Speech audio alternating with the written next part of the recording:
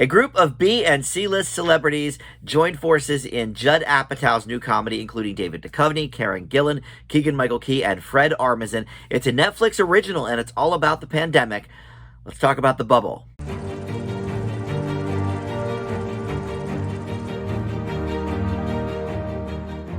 Hey guys, Dan here. This is Dan Reviews. Welcome to my spoiler-free review for the latest Judd Apatow release. It is on Netflix exclusively, and it's called The Bubble. It dropped on April Fool's Day, and stick with the review. You'll learn that perhaps the joke was on us, the viewers, all along with this one. But before we get to that review and the details of this film, I do want to welcome you into Dan Reviews It. Thank you for finding my video. We are on the quest for 1,000 subscribers, so I would love to have you join up as one of my subs. But let's get to this movie. I mentioned a whole host of names up at the top there, but yeah, there's a lot of people that aren't quite maybe A-listers, but you know their name. Kate McKinnon is in this movie, Pedro Pascal, who I just reviewed in the new Nicolas Cage movie, and of course, the Apatow nepotism train continues. Leslie Mann is in this, his wife, and one of his daughters, Iris Apatow, is in this as well. Maria Balaklava is in here as well, that played the daughter in the latest Borat movie. She got Oscar nominated for that role too. So, you know, there's a lot of fairly big names in here. And like I mentioned, this is a pandemic comedy. It follows basically this film shoot for a popular series called Cliff Beasts. And this is going to be the 6th one in the franchise. And other than Tom Cruise with Mission Impossible is one of the jokes in the movie, this is the only movie filming during the pandemic. So we're going through all of the usual pandemic things, the isolation, the testing, the masks, and all of that kind of stuff, all the while they're trying to bring us a Hollywood satire a la Tropic Thunder. Here's the problem. Well, there's many, actually. In fact, there's not many things that aren't problems with this movie. Let's talk, I guess, first and foremost about the concept of the movie. So this may have been a really biting satire were it actually made like, I mean, when you couldn't really make movies, you know, maybe May, June of 2020, you know, when everything was shut down. You know, obviously they couldn't have made it at that point, but the problem with that becomes all of the stuff now in this movie is so already dated. It's immediately dated because guess what? We had 2 years worth of jokes about the pandemic itself, about the testing, about Hollywood and the pandemic. We've seen movies about it at this point. We've seen documentaries. We've heard all the late night jokes. We've seen all the jokes on Twitter. There's not a lot of ground really that has not been covered by this event, right? In terms of the isolation and the loneliness and the testing and all of it, right? All the stuff I've already mentioned. But in addition to that, I'm not sure why anybody, now that we're sort of on the way out of the pandemic, in fact, just today as I'm reviewing this, Dr. Fauci released a statement saying we are out of what is actually like legally the pandemic phase. So, right, the pandemic is, you know, getting over.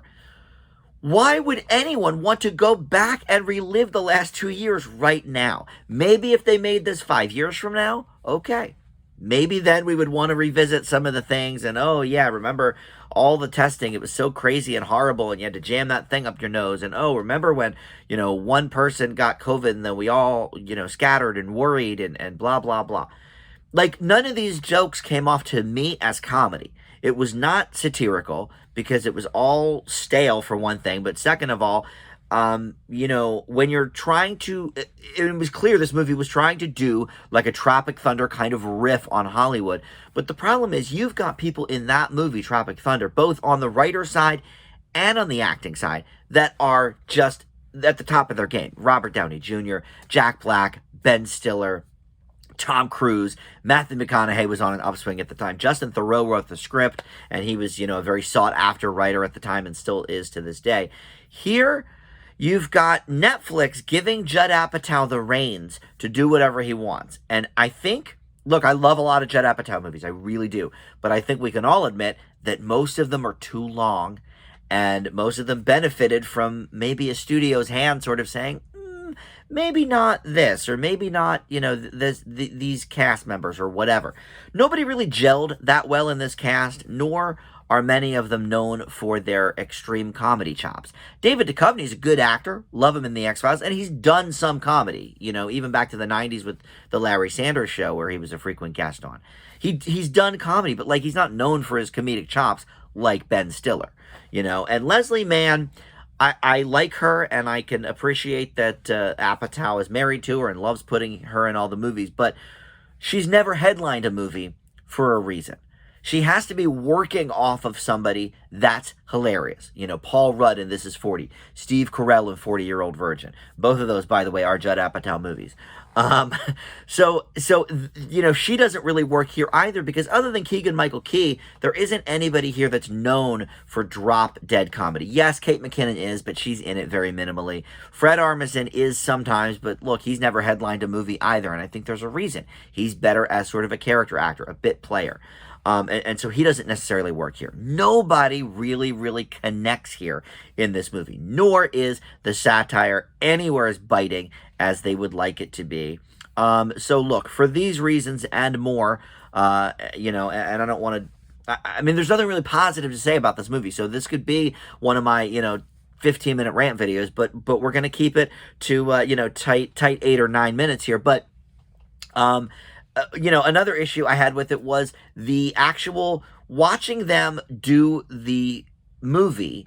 They actually put in, as they're filming the scenes, they put in the CGI, pterodactyls and stuff. And it's well, in the real world, if they were filming this, there wouldn't be the pterodactyls here. So it might actually have been funnier now that we're in this big world of CGI. Even more so now than in the Tropic Thunder days, maybe it would have been funny to sort of see them play against the green screen or just sort of on the wires instead of actually climbing up the mountain. But we don't get any of that. We get this weird mix of this is kind of the finished product, but also they're filming the scene. Didn't make any sense. I just really think Apatow works best when he's reined in a little bit. When he directed this and co-wrote it with Pam Brady, who is known for such hits as Hot Rod with Andy Samberg. And she's done some stuff with South Park as well, but her track record isn't really with the A-list top comedies either. So this movie is a mess. And as a matter of fact, to mention another Apatow film that was much better than this movie is a train wreck. It's by far the worst of the Judd Apatow films. I give The Bubble an F. My second F for the year, this and Morbius so far. And I think Morbius came out maybe the same week. I just got to it quicker because it was playing at my theater, but I think it opened the same week. So not a good sign for early April movies. And like I said, this premiered on April 1st, April Fool's Day. Maybe the joke was on us all along. Maybe they knew they were making a piss poor movie. I don't know. But yeah, it's definitely one of the worst of the year thus far. And I give it that F. So we'll see everybody next time, hopefully for a better movie on Dan Reviews It. Bye.